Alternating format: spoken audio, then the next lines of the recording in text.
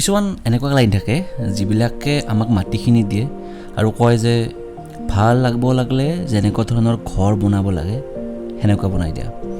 তো এইটো এটা সেনেকুৱা ধৰণৰ প্ৰজেক্ট আমাৰ। এইটো এটা ডুপ্লেক্স G+2 ষ্ট্ৰাকচাৰৰ বিল্ডিং। আহক মই আপোনালোকক ভিতৰৰ ফালে গৈ দেখাওঁ ষ্ট্ৰাকচাৰ আমি কেনেকুৱা ধৰণৰ কাম কৰিছোঁ, ৰুমৰ কেনেকুৱা ধৰণৰ প্ৰভিজন ৰাখিছোঁ আৰু ইয়াতে এক্সট্ৰা এমেনিটিজ কি আমি এড কৰিছোঁ অলপমান সেইটো দেখাবলৈ চেষ্টা কৰোঁ। নমস্কাৰ, মই ইঞ্জিনিয়াৰ সুশান্ত ৰয়, নামনি কনষ্ট্ৰাকশ্যনৰ আন এটা ভিডিঅ'লৈ আপোনালোকক স্বাগতম জনাইছোঁ। আমাৰ যিবিলাক মিডিল ক্লাছ ফেমিলি আছে বা পৰিয়ালটো যিবিলাকৰ সৰু, তেনেকুৱা ধৰণৰ পৰিয়ালৰ কাৰণে এনেকুৱা ধৰণৰ ডুপ্লেক্স ঘৰ মষ্ট পাৰফেক্ট হয় বুলি মই পাৰ্চনেলি ভাবোঁ। কাৰণ ইয়াতে আপোনালোকে চাব পাৰে ষ্টেয়াৰ কেছটো ড্ৰয়িং ৰুমত সোমায়ে আছে। যিটো বস্তু ঘৰবিলাকৰ যিটো মেইন শুৱনি এই ষ্টেয়াৰ কেছটো আনি দিব। যেতিয়া ফিনিচিং হ'ব ইয়াতে টাইলছ, গ্ৰেনাইট বা লাইটিঙৰ যিখিনি প্ৰভিজন আমি ড্ৰয়িঙত প্লেন কৰি থৈছোঁ সেইবিলাক দিয়াৰ পিছত এইটো বস্তুৱে মেইন শুৱনি হ'ব, ফ'কাছ পইণ্ট হ'ব একচুৱেলি ঘৰটোৰ। এওঁলোকৰ গ্ৰাউণ্ড ফ্ল'ৰত 2 BHK কনচেপ্টত আমি গোটেইখিনি প্লেন কৰি থৈছোঁ। তাত এটা এটাচ টয়লেট আৰু এটা কমন টয়লেট হিচাপে হল, কিটচেন, ডাইনিং আৰু 2টা বেডৰুম হিচাপে প্লেন কৰা আছে। আমি ইয়াতে ফাৰ্ষ্ট ফ্ল'ৰত উঠি আহি 2টা এওঁলোকৰ মাষ্টাৰ বেডৰুম প্লেন কৰা আছে, য'ত পেৰেণ্টছবিলাকে থাকিব এটা ৰুমত আৰু যিজন তেওঁলোকৰ ল'ৰা আৰু তেওঁৰ এটা ৰুম।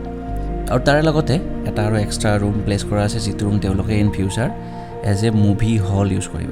সৰু আৰু যিখিনি আমি ঘৰত থিয়েটাৰ হিচাপে ইউজ কৰোঁ, তো সেনেকুৱা ধৰণৰ এটা ৰুম প্লেন কৰা আছে। তাৰ কাৰণে যিখিনি দৰ্জা, খিৰিকীৰ যিবিলাক প্ৰভিজন আছে সেনেকুৱাকৈ ৰখা আছে। আৰু ফ্ৰণ্টৰ পাৰ্টত তেওঁলোকৰ গ্লাছ ৰেলিং আৰু প্লাছ ফ্ৰণ্টত আমাৰ ঘৰত সচৰাচৰ আমি এনে দিলে যিবিলাক জোলনা তাতে দিওঁ চিলিঙৰ পৰা, সেনেকুৱা ধৰণৰ প্ৰভিজন তেওঁলোকৰ অলৰেডি কাষ্টিং কৰাৰ টাইমত আমি ৰাখি থৈ দিছোঁ। এতিয়া আমি গৈ আছোঁ এওঁলোকৰ যিটো ছেকেণ্ড ফ্ল'ৰ আছে তাত এটা ইউনিক বস্তু সচৰাচৰ ঘৰত আমাৰ সেইবিলাক বস্তু দিয়া নাযায়। সেনেকুৱা এটা বস্তু এইটো পাৰ্টত এড কৰা আছে তেওঁলোকৰ। ৰ'ব আপোনালোকক দেখাই আছোঁ মই।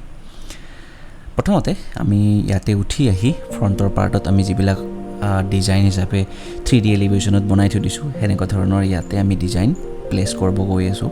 এইখিনি কাষ্টিং হোৱাৰ পিছতে এইখিনি আধা কাষ্টিং কৰা আছে, যাতে তেওঁলোকৰ ইন ফিউচাৰ ৰেষ্ট ৰুম বা সেনেকুৱা ধৰণৰ কিবা আমি ফ্ল'ৰ প্লেনত প্লেন কৰি থৈছোঁ সেইবিলাক বস্তু যেতিয়া ফিনিচিং হ'ব আপোনালোকক সেইবিলাক বস্তু দেখাম। বাট ইয়াতে ন'টিছ কৰিব লগা বা আমাৰ এটা ফ'কাছ পইণ্ট এইটো ঘৰৰ হ'ব, ইয়াতে আমি এটা চুইমিং পুলৰ প্ৰভিজন ৰাখিছোঁ। অলৰেডি কাষ্টিং কৰা গৈছে, সেই হিচাপে যিখিনি ষ্ট্ৰাকচাৰেল এলিমেণ্ট আমি ইয়াতে এড কৰিব লাগে সেই হিচাপত চুইমিং পুলটোৰ কাষ্টিং কৰা গৈছে। আৰু চুইমিং পুলৰ কাৰণে যিবিলাক প্ৰভিজন আছে, ইনলেট, আউটলেট, ক্লিন কৰাৰ কাৰণে প্ৰভিজন, চবখিনি বস্তু ইয়াতে ৰাখি আমি চুইমিং পুলৰ যিখিনি প্ৰভিজন আমি সেইখিনি কৰাইছোঁ।